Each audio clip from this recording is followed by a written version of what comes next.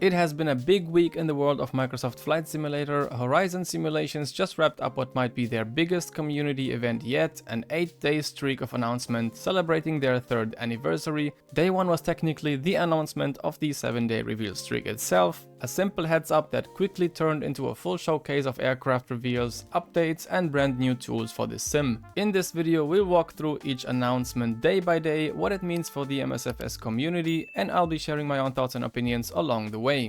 Day 1 kicked off with Horizon Simulations finally breaking their silence on the 787 project. They addressed us, the community, directly, confirming that development on the 787 family is still ongoing and always has been. They emphasized that the entire team is made up of volunteers, which is why they avoid making public timelines or promises. Moving forward, Horizon is committing to monthly updates and more transparent communication. They also announced a new series of development dives that will focus on specific features of the aircraft, giving the community a closer look at what's in the works, kinda like what's fly-by-wire doing sometimes. So the Horizon 787 version 2 will include all 3 variants, the Dash 8, Dash 9 and the Dash 10 of the Dreamliner, and this time the models are being refined across nearly every aspect. The team made it clear this version isn't just a touch-up, it's a full-on overhaul with deep modeling work being done. The results are too extensive to cover in a single post, which is why the upcoming development dives will be used to go in depth. One of the first new features revealed was the custom modeled CAC inlet doors, which now reflect real-world dynamic behavior. They open or close depending on engine, environmental and hydraulic conditions. This means that during walkarounds or cold weather operations you will see them behave realistically, adding a new level of immersion. Horizon has gone beyond basic modeling and introduced something very few add-ons even attempt: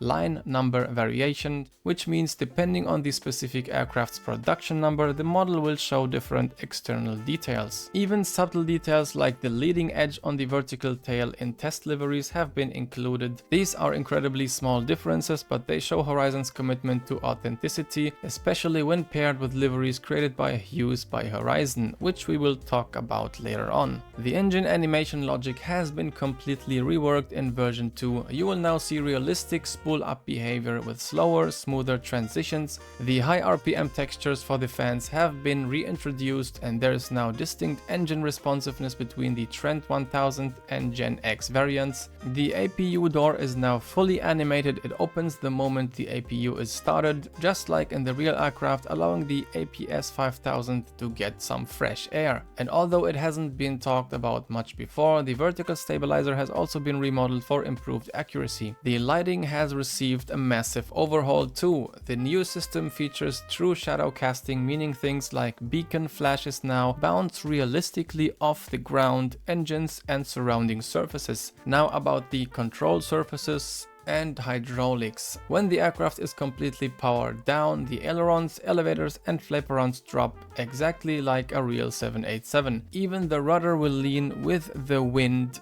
a complex behavior that's rarely seen even in pay-away aircraft. So all of this was just a glimpse of what is coming next. The team also teased new sounds, system level changes and more previews of the new model in the weeks to come.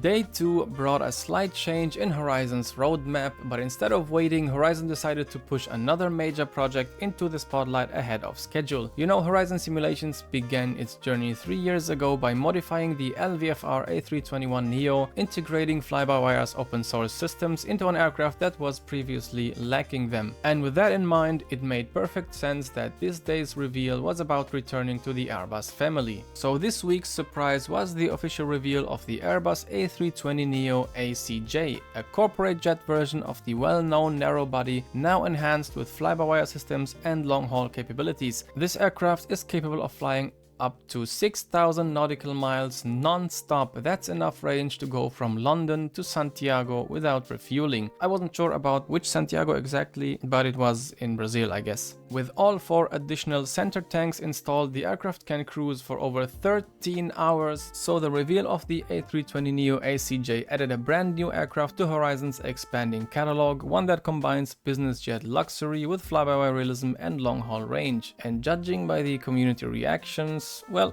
at least some of them, it was one of the most exciting surprises yet. Horizon didn't give a release date yet, but they did promise more previews and sneak peeks in the coming days and weeks. Well, in my opinion, I think we have enough A320 family aircraft already, and if I concentrate on the freeware aspect, we have a very good fly-by-wire A320neo, which can be used with a corporate jet livery if you want that, and if you want to fly long haul, there are lots of freeware options, especially the fly-by-wire A380. Nevertheless, the work of these developers should be highly praised as they do all this for free. After the excitement from Day 2's announcement of the corporate jet, Horizon Simulations shifted focus to another member of the Airbus Neo family, so Day 3 introduced the Airbus A319 Neo, which will feature the same level of improvements as the corporate jet we just talked about. Just like its larger sibling, the A319 Neo will come equipped with fly-by-wire's advanced systems, ensuring high levels of realism and depth. Horizon also confirmed that the A319 Neo will be available in two versions, a standard airline configuration and a long-range corporate jet variant, the A319neo ACJ. In my opinion, this aircraft will be a nice addition to the sim, and just keep in mind that Phoenix is developing the Neo family too.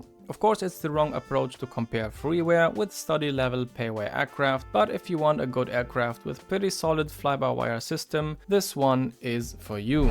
Day 4 marked the continuation of a promise made over a year ago. Horizon Simulations officially returned to a project that many had been eagerly waiting for. What started as a mention back in 2024 has now evolved into a collaborative venture between Horizon Simulations and Qubit Simulations. Horizon proudly unveiled the development of three variants of the Airbus A321neo, the standard, the long-range and the extended long-range variant. Originally, the plan was to develop just one of these variants, but after further consideration and clear demand from the community, Horizon and Qubit decided to go all in. The result is a full family of A321neo aircraft for both MSFS 2020 and 2024. While no deep technical details were released yet, the announcement emphasized the thought and care going into making these aircraft a unique experience within this sim.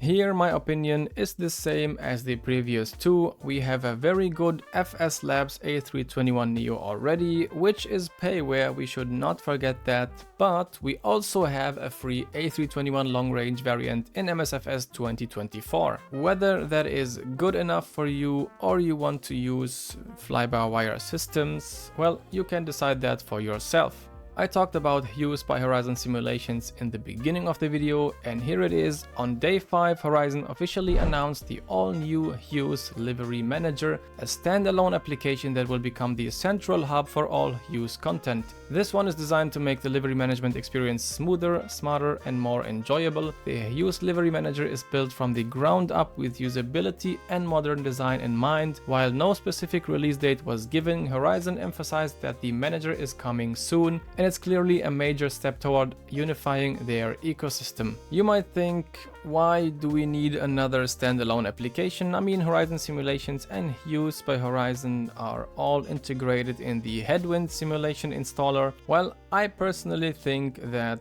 having a standalone, not depending on something else application is always a good step forward. For day 6, Horizon Simulations revealed the official Hughes website, a brand new online home for their vibrant livery division. The website, which will be launching soon, is designed to give users direct access to Hughes content and is meant to be a living showcase for everything Hughes stands for: creativity, precision and passion for virtual aviation design. Once live, the Hughes website will allow visitors to browse the full livery portfolio, learn about the creators with the background information on the artists and their design approach, and connect directly with the team using a built-in contact form, which is ideal for feedback, collaboration or livery requests, which is done right now on flightsim.to or Discord mainly. Alright, so the last day shifted the focus away from product reveals and put the community front and center. Horizon launched a comprehensive feedback survey inviting users to share honest thoughts, suggestions and ideas to help shape the future of their work. It's a clear message: they're not just building for the community, they are building